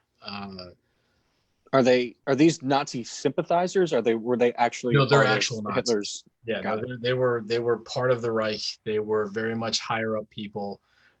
Basically, their hiding in crimes plain sight were whitewashed. They were funneled into the United States, given great jobs, money, basically forgiven for all of their war crimes, and nothing happened. And they talked about how the tribunals of Nazi officers, there was only 12 executions of high-ranking Nazi officers, when hundreds of thousands, of just unbelievable war atrocities, that was the only thing that happened. And it goes into a lot of really great detail, a lot of really great emotion, and then the ending just fucking hits you in the face, and I'm very excited for season 2. I think they did a very good job. Amazon has had a problem of having, at least in my opinion, well marketed good shows. So you've got like Jack Ryan, you have the transgendered show that won a shit ton of Emmys. The Marvelous Mrs. Maisel's fantastic. Yes, they have fantastic shows, but they aren't nearly as popular as, like, if you go to like Netflix. Which is what's weird, is Netflix like has very shitty fucking shows other than reruns of shows we already love. But the original content on Amazon, in my opinion, as far as stuff that's outside sci-fi, that's outside of kind of the norm for HBO, it's starting to rival, because there's so many different things that I actually love watching on Amazon Prime than I do HBO. So this show is very good. I highly recommend it. So I have a follow-up question without ruining anything. So these people were essentially funneled into the States, being former, a part of Hitler's army. Why? Like, and they were okay with this? So basically the United States at that point, and what kind of the crux of the entire show is to kind of focus on the point of, and it talks to recent times as well as the rise of the alt-right and the rise of white nationalists. The United States sentiment towards Jews are, at least in those time periods and before then, especially if you look at popular figures within not only, business, Disney, Ford, they mention those in the show. That Jews have been subjugated and marginalized for generations, thousands of years, and that basically afterwards, the United States was like, who gives a shit? Mm-hmm. They just, social media didn't exist. Things were top secret because they stayed top secret, and they were like, we just won't tell anybody. We want to make rockets. We want to make fucking awesome shit. We want to do all these other things that we don't want the Russians to have. So they're brought on as advisors, basically. No, they brought them in as leaders of our space program. Oh boy, multiple. It's very good. I fact checked a bunch of it. I'd say it's like 90%, but it's of course dramatized. But it's a really, really good show. I can't recommend. Or it kind of sounds like Dexter meets The Boys. And if The Boys are going after Nazis instead of superheroes. Yeah, but like with no, like there's no reason. Like what I was thinking about the entire show, there's only like really one person that has any expertise in who could possibly do this shit. Like watching them go through this whole process, I was just like the whole time, I was just like, how do you get away with what the fuck you're doing? It was just like the whole time I was thinking, it was just like, well, that's just tactically just unsound. Like you're like there's just so many things that they go through, and it's whatever, the 70s, like who cares? But it was really, really good, and the characters were really well done. I think the actors played their specific characters very, very well. There was a little bit of overacting, but not much.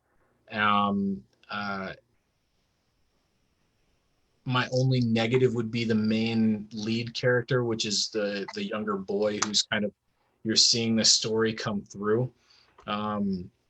He kind of sucks, but he's Percy Jackson. Sucks. Yeah, Percy. Really? In this situation sucks. And Ted Mosby's in it. The young character who doesn't have any experience has no reason to fucking say one thing or the other. That is always just like super gung ho with no like sit down. Like that character always annoys me. But he does a good job. I binged the show. I couldn't stop watching it. It's very, very good. All right. Thanks. Ian, are you done with The Wire? We just watched right before this, actually, season 5, episode 7. Wow, you're down to I think that's the last one. I think it's 8 episodes. 3 left. 3 left? Okay. This one's 10. The other ones were 13 or 12. Mm-hmm. Oh man.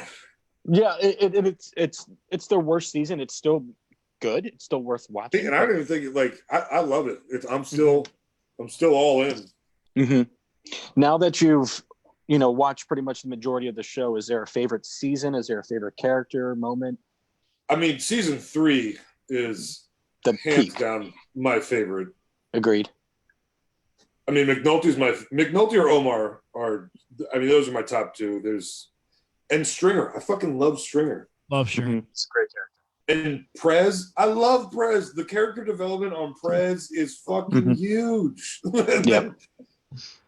God, there's just so many great characters. Bunk is the man. Yep, that's my favorite character. Yeah. Honestly, the character development on the show is just fantastic. It's amazing. Yeah. Bobby, I can't. Daniels is good. I don't like the lawyer lady. She's whatever. Yeah. Ronnie, it's whatever. But she serves a purpose, and it's great. I love Beatty. Yep. It's crazy that she was in The Office too. Like, it's just so weird that was around the same time. Yep. And Bobby, it's I can't imagine watching season 4 with Healy. Oh, she loved it. I mean, like she. Oh, with the schools. It was. Yeah. I mean, it was obviously tough at times, but yeah, she loves that season. Man, the scene. There was a scene in season 4 in which after Randy's house burned down and he's yelling at Carver like, "I thought you had my back." Like, yeah, Carver, and fucking love Carver. Sorry. Yeah. you don't get the win, dickheads. We do. Like Carver and Prez, the 2 biggest character developments from just I fucking hated you All right, yeah, you guys are good shit. Yep. Porter or anyone, did any of you guys watch Waco? Yes. Yes, Porter, thank you for your recommendation. We watched that. I watched it, excuse me. It was great. We're not finished yet. Okay. I mean, obviously we know what happens, but yeah, there's a lot of people in it. You know, Tim Riggins from Friday Night Lights playing David Koresh, and he's Gambit. Okay. Yeah. I am a Michael Shannon guy. Me too. 100%. I like whatever he does. He killed it. He killed it in that season. He's so good. Really good in it. A very good job. He's just a great actor. Yeah, and it really just is kind of a power struggle between the use of force versus use of your words and diplomacy and being empathetic. I love how they're showing both sides. I mean, I think they do a really good job of showing, but because it doesn't paint the federal government in a good picture. No, not at all. And it almost makes you sympathize. I was gonna say, fuck that dude David, because fuck that guy. I hate white people so much. 100. They're terrible. It does make you sympathize with the people that he manipulates. 100%. Waco, Texas, what happened there is still to this day used by every fringe libertarian 3%er, whatever fucking people you want to use it for, that are standing outside of courthouses with AR-15s. They use that shit to this day of the oppression that they see of the federal government, which is not incorrect in their use of force and what happened there. I mean, I remember learning about that shit even in school and just being like, the fuck? Like it's watching it from the other side. It was a great show. Bobby's right. It even though the leader of which is just a fucking terrible human being, you start to sympathize with the people that are there. And of course, it was just, a mass loss of human life that was just completely needless. And it was completely because of ego and fucking bullshit. Even though they were in the wrong. And that's kind of the point of, okay, someone, it's like if someone punches you, you don't have the right to shoot them in the face. It's they've done something wrong, yes, but your escalation and your militarization of law enforcement, like it was a really good series. We just watched the episode where I think it's 4. It's the one after at the Ian hasn't seen it yet, right? Oh well. Anyways, there's a good dialogue on how it's like, okay, yeah, you don't believe what we believe, but why does it make it wrong?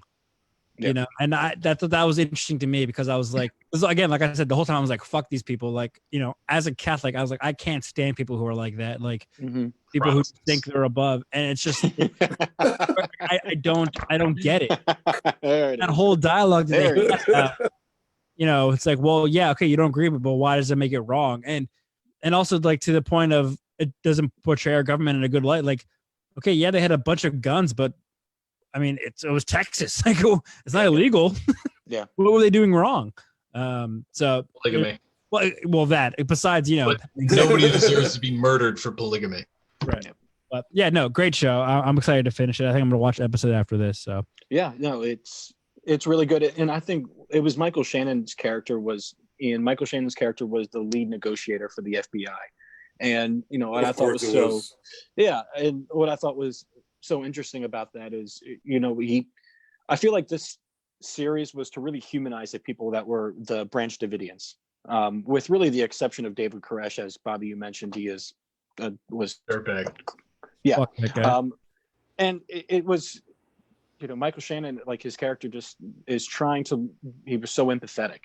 And while he didn't understand that a part of the 7 seals, that a part of David Koresh's gospel, it's 130 people or whatever, how many people are in there, it was theirs.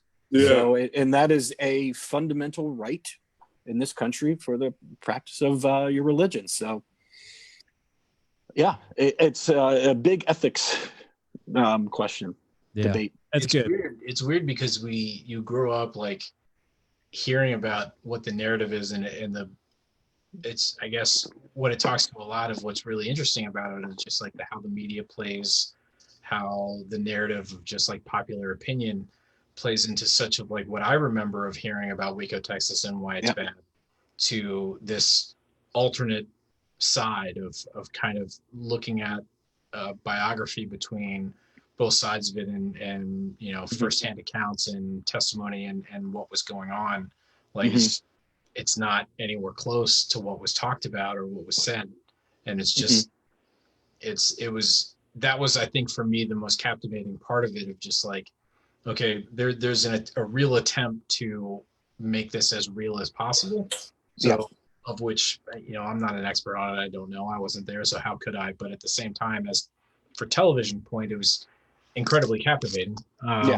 So it was great. I went through that really fast. Yeah. How many episodes is it? Six. Very easy to watch. Yep. I'm already halfway. And there's a lot of people in it.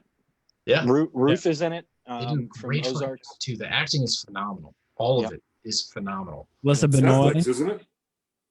No, it was a mini series in like 2015 or 2016. Oh, really? It was on the Paramount Network. Yeah, it was some other network. It wasn't Netflix, but they bought the rights to it.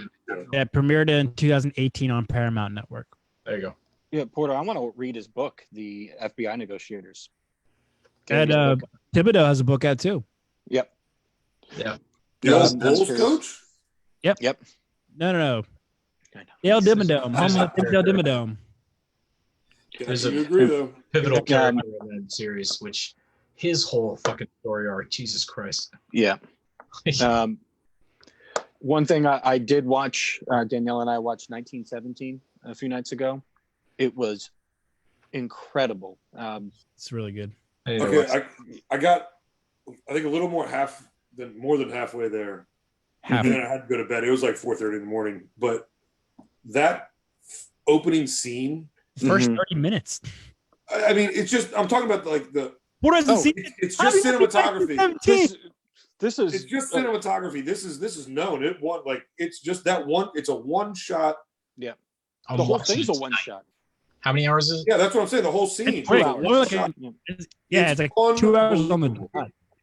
It's long. I think it's actually under. It's under 2 hours. Under 2 hours. But it's 1:58. I think is the. Doing it. I was so freaking stressed. I'm gonna make me some nachos and watch it tonight. 1:58 on the dot. I was so stressed out watching. All right, fine. We'll melt the cheese this time, but you're gonna look like an idiot. I don't know. See, we all loved it. It is like, again, watching military movies is like a blessing and a curse. Like, well, that's dumb. That's really freaking stupid. Have I ever do that done better? How dare you? Watching the good movies, Saving Private Ryan, We Were Soldiers. We Were Soldiers was great. I know. It's only because of you that I've seen it so many goddamn times. Pearl Harbor. Get the fuck out. Get the fuck out. Fuck you. Fuck you. Here's the pitch, and he knocks it out of the park. I like Pearl Harbor. Yeah, Bobby. A love story. Fuck's his fucking best friends. No. Fuck you. Fuck you. No. Speaking of Pearl Harbor. Not you, the movie, Bobby. I also made Daniela watch Team America. She wasn't too happy with that one. But her synopsis by the end were boys are stupid. So well, I mean, she's not wrong on that. No. I made her watch like the first scene of a non-Danielle movie. The first scene she really watched in total was the sex scene. So great start. Get right into it. Eyebrows.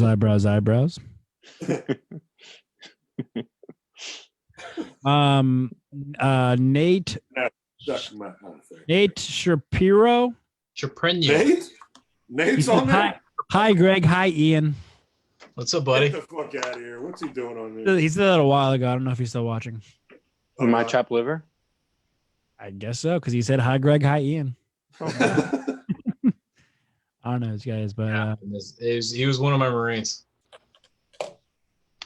He was at the party. Yeah. The party. I mean, like you got to that one.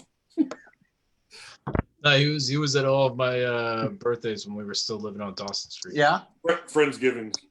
Friends too. Yeah. His mom made some. Hi, Daniela. Hi, Daniela. Mother made some great fucking green curry. Delicious. You love your curry? Yes, but you can come down the stairs and wait. Ian, do you remember that? Okay. No. When he came over for Thanksgiving and his Nate's parents. Do you want me to get you one? Restaurant, and he brought over like 20 fucking orders of. I got there afterwards. Rice. It was amazing. I got there afterwards, and you wouldn't stop talking about how good it was. It was delicious. But yet you saved me nothing. So here we are. How was it my fault? Because I wasn't there yet. You know I wasn't going to be there. I was cooking. Be like, hey Nate. Ian say, hey Nate. If you're still watching, where the fuck's my curry? Yeah, talk to him. Don't me. I didn't. It was delicious though. Thank you, Nate. I think that was the infamous Joey night where. Yes, it was.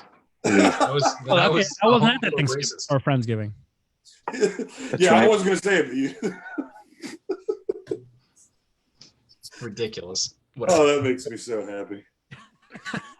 Bobby, what time are we at? Dude, we're at 1:50 exactly, and Megan just texted me to brag that we went over 2 hours, but I said we're only at 1:50, so she said, "Fuck." All right, let's call Bobby, it. Come to bed.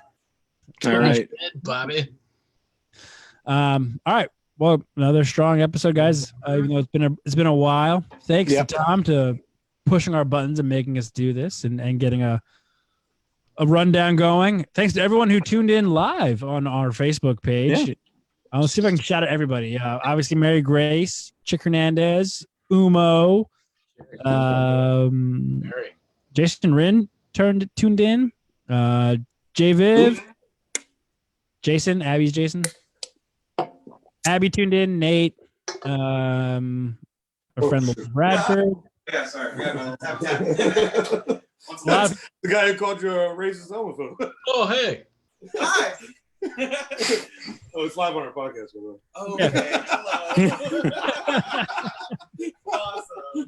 What timing was that? Look at us. Look at us. Who would have thought? No, I'm good. Thank you. That is fucking hilarious. Yeah, thanks again for everyone for tuning in, watching live, and commenting along. That was a lot of fun. That was easily our most viewed live episode, which is really cool. We appreciate you guys. Which there's what, like a third or a fourth? If you include the Jeopardies, it's probably like fifth, maybe more. And if we started a little earlier, maybe. I mean, I think 9 o'clock worked for me. But if we started a little earlier, maybe we can get people to watch a little later. Yeah. But well, I got to do another Jeopardy. I have to redo it, like a number of questions after Bill's round. Congrats to Fat Kid winning, beating Porter at with the final Jeopardy question. I think that might have been closer than Ian and Bobby's. Yeah. I was right there. Yeah. I was happy you did good though. That was a close. I would have 100% rather lost to Fat Kid than Reg. What about Healy? I thought. No. I thought that whole Jeopardy was built for Rag, and he was not. Yeah, what? I still don't understand what happened. Like, true or false? True. True or false? Did Rag take his Adderall before the fucking podcast? False. We'll talk off the air on that one. All right, sorry, Rag. All right. Again, thanks everyone for tuning in. Put Me in Coach podcast. You can follow and subscribe on all social media. PMSE podcast on Facebook, Twitter, and Instagram, and now on YouTube as well. Make sure you search Put Me in Coach podcast on YouTube and give us a subscription. We'll do some live shows over there as well. You can watch all of our videos on our YouTube page and across social media. Of course, listen to them as normal podcasts on Apple Podcasts, Spotify, Google Play, and SoundCloud. Like and subscribe over there as well. If you can't catch the videos, you can also always listen to the audio at Tom_Natali, at Ian Foster _20, at Ian _Foster 21, excuse me, at Pearl Harbor reporter. And I'm at Bobby _Blanco on Twitter. Give us a follow. That's pretty good. I'm always so excited for what they're going to be, and that was good. And he always comes up with it. It's so cool. Right? He did. And 9 times out of 10, it's good. Yeah, I have to slip up every once in a while, but I can usually pull them. Give us a follow and tweet at us if you want to chat along and talk about sports during the quarantine. Hopefully we'll be back soon. If not later this week, hopefully next week with another episode, maybe a Jeopardy board. It's been a lot of fun doing these Zoom podcasts. And Brendan Gilday just joined. So hi, Brendan. Brendan! Hey, what's up, Brendan? For joining at the very end. We appreciate everyone for listening. Bye, Brendan. Porter, Ian, and Tom, I'm Bobby. We'll catch you next time. Thanks for listening, everybody. Porter, go watch 1917 right away. Doing it. I'm doing it. I'm making nachos. I'm doing it. Done.